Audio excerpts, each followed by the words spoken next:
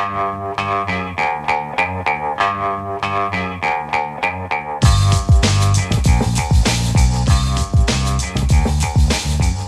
Lehrer on WNYC, and for our last few minutes for today and for this week, we're going to look up a bit and talk about New York City's tree canopy, the trees that shade us from the sun in summer and right now are in beautiful bloom in many places.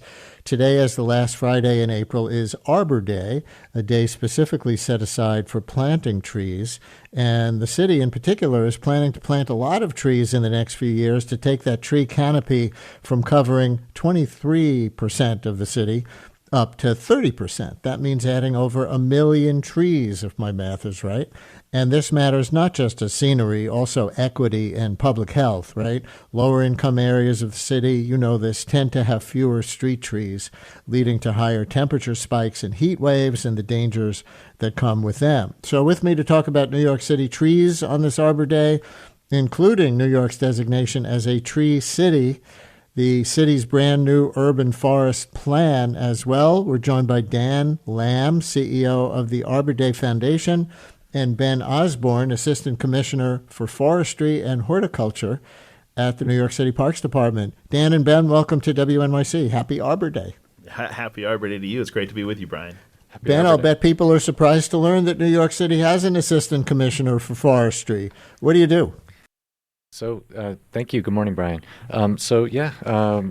New York City is a tree city. We are a very, believe it or not, forested city. And so at the Parks Department, we are responsible for the care, maintenance, and planting of trees along our streets, in our landscape parks, and in our forests. Dan Lamb, are other cities paying this kind of attention to their tree canopies as what I laid out in the intro that New York is embarking on? We are seeing more and more cities embracing trees as a must-have in this day, not just a nice-to-have. And New York City is a world-class urban forest community. They've got great leadership driving the tree management in this city, but they're also leading the way as others strive to keep up with their innovation and their plans and their ambition. But indeed, more and more cities around the country and around the world are embracing trees and urban forestry today. Listeners, we have like 5 minutes, but in which you can call in if you're one of the tree stewards who volunteer to take care of trees on your block, perhaps, or to tell the assistant commissioner that your block really needs trees. 212-433-WNYC, 212-433-9692. You can call, or if it's quicker, you can text. Ben, how do you determine the need? Because you can't plant a tree on every block. We can't plant a tree on every block right now, but we do have a plan to plant a tree on every block over the next 9 years through our neighborhood tree planting plan. So our foresters survey every single inch of a block in the process of planning for our planting projects. And while we're planting in every neighborhood across the city, at least every couple of years, we are focusing on the most heat vulnerable neighborhoods as we speak. Matt in Hell's Kitchen has a tree question. Oh, Matt disappeared. He was asking, I think, why don't oak trees shed their leaves in the fall? Do they not, Ben? No, it's a very interesting observation. That oaks, some oak trees do not shed their leaves in the fall, and they tend to do so in the spring. It's just one of those kind of quirks of different species, yeah. And Dan, I see it's your Arbor Day Foundation that gave New York City this designation of a tree city. What does that mean?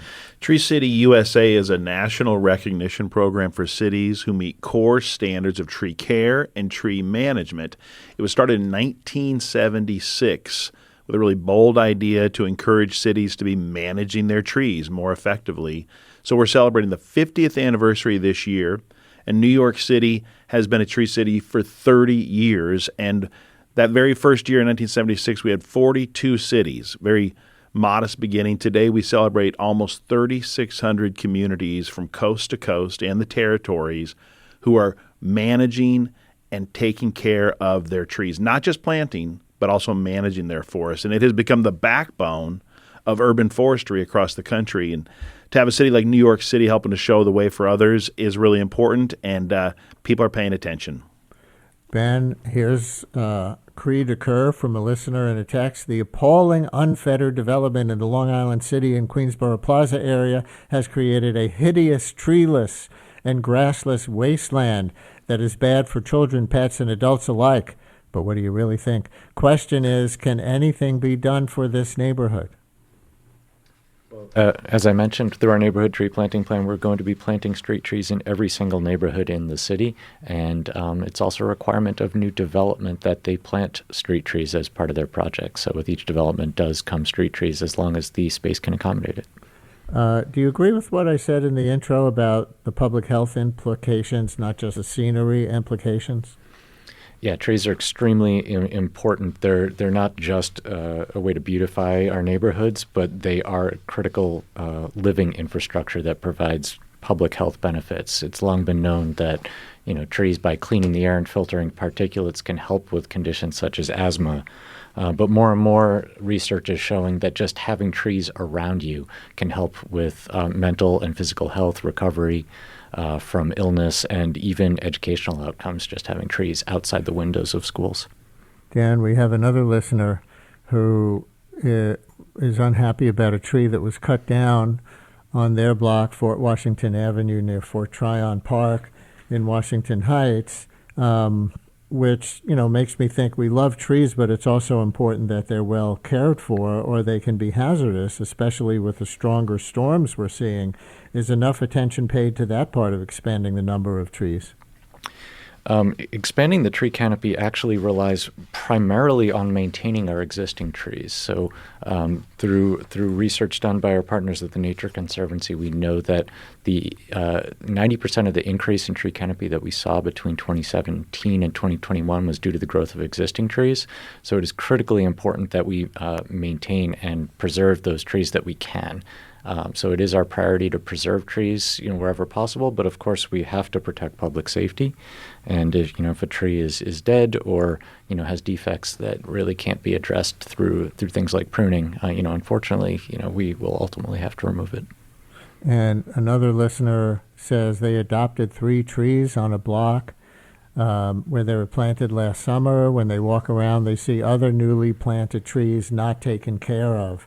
So in our last 30 seconds, Ben, I know the city controller, Mark Levine, echoes the benefits in the forest plan, but also, I think, says because of not unlimited funding, volunteers might also be needed. So can you give a shout out, maybe a solicitation for volunteers for tree care in our last 15 seconds? Absolutely. One of the pillars of the urban forest plan is to engage communities, and that means engaging, really every New Yorker to help care for the trees on their block. So please look for our stewardship events, and if you're interested, take part in our Trees Count tree census that is happening this year.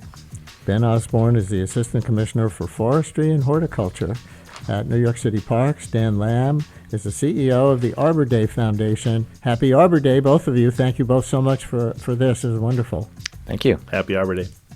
And have a great weekend, everyone. Brian Lehrer on WNYC. Stay tuned for Allison.